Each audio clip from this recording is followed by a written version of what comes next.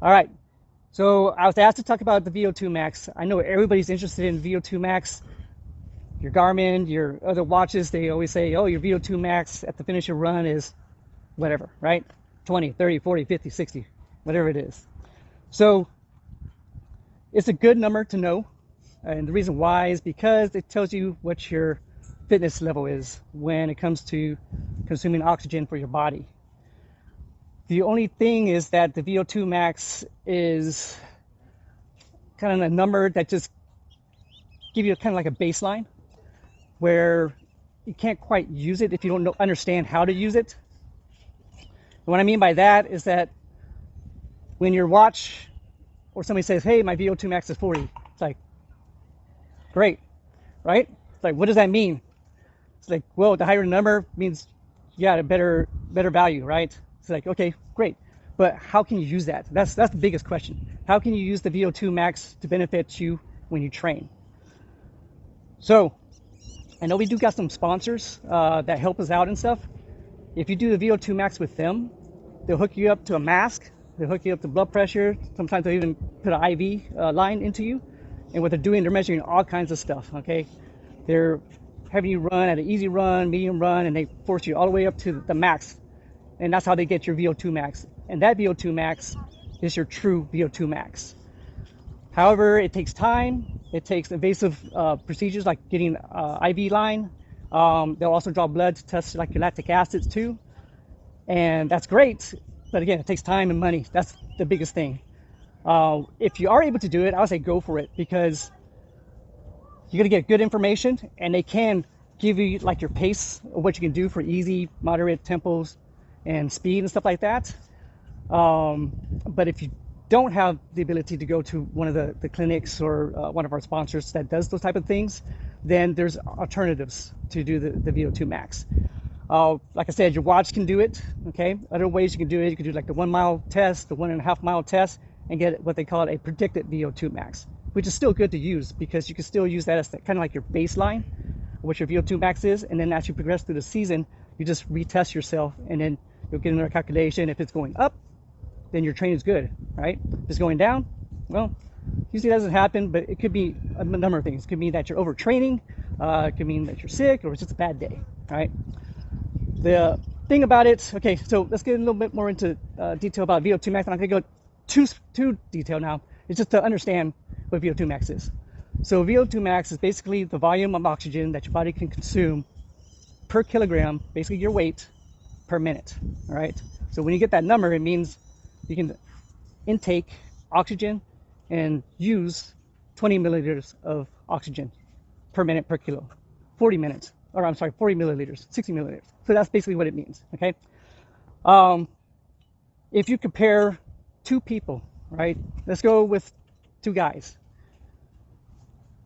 Like me, I'm a small guy. If everybody knows Jose, right? Big guy, right? Right? So if we compare me and him, strictly, there you are, big guy, there you are, right? So if you compare me and him, he has more muscle than I do, for sure, right? He's stacked, right?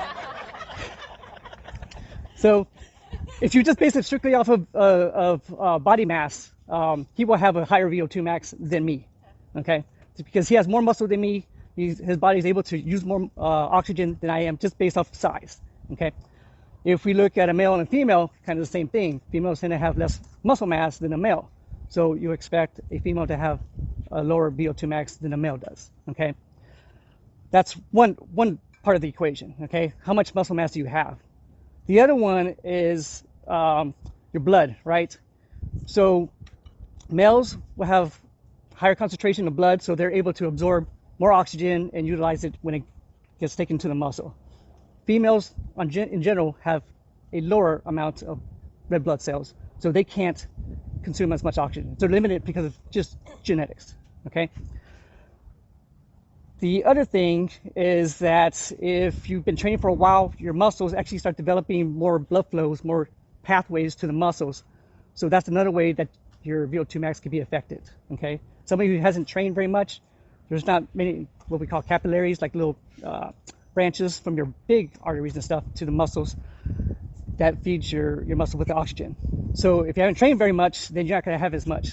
If somebody who's been training more, it's going to have a higher VO2 max. Okay. The other thing too is that with training is your muscles have like these little powerhouses that creates energy for your muscles to use. It's called mitochondria. As we train, we start producing more in our muscles. And the more that we have, the more oxygen we can use. And again, that raises up our VO2 max. Okay.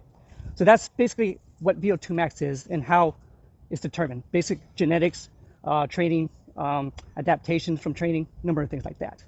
But when it comes to using the VO2 max to guide you, like in your easy pace, your tempos, your intervals, it's hard unless you go to the labs, like I mentioned. You know, if you get that done, then they can break it down. So in place of that, there's something called the velocity VO2 max, which is what we do with the advanced training program. All right. What that does, it takes your VO2 max, but it tells how efficient you are. Okay. So let's go back to the comparison between Jose, my friend, and myself, right? He has a higher VO2 max just based off of his muscle size, right, compared to me. But if we go head to head running 1 mile, I think I got you. So even though my VO2 max is lower, right, you would expect somebody with a higher VO2 max to be able to beat me. But because I'm more efficient, more training, I'm able to use a lower amount of oxygen to finish faster than somebody who's a stronger, bigger guy than me. Okay. So with the VO2 max, what it does, basically does two things. It tests your VO2 max and tests your running efficiency. Okay. When it does that, it also gives me a number where we can tell how far you went in a 6-minute period of time. Because what we do is the 6-minute VO2 max field test. Okay. That distance will allow me to create a pace for your easy pace, your tempo pace, your interval pace, and it will give me a predicted time of when you can finish your half, full marathon, 5Ks, and 10Ks. So to allow you to use the VO2 max to help you perform or to create a training program, the VO2 max, if you don't have access to like the laboratories, is your better choice than strictly going on the VO2 max. Okay? Kind of understand the difference, understand how each part works. Okay? I just want to make sure everybody knows what VO2 max is, how you can use it, some of the limitations to regular VO2 max, and how you could compensate by using the VO2 max to help you guide your training.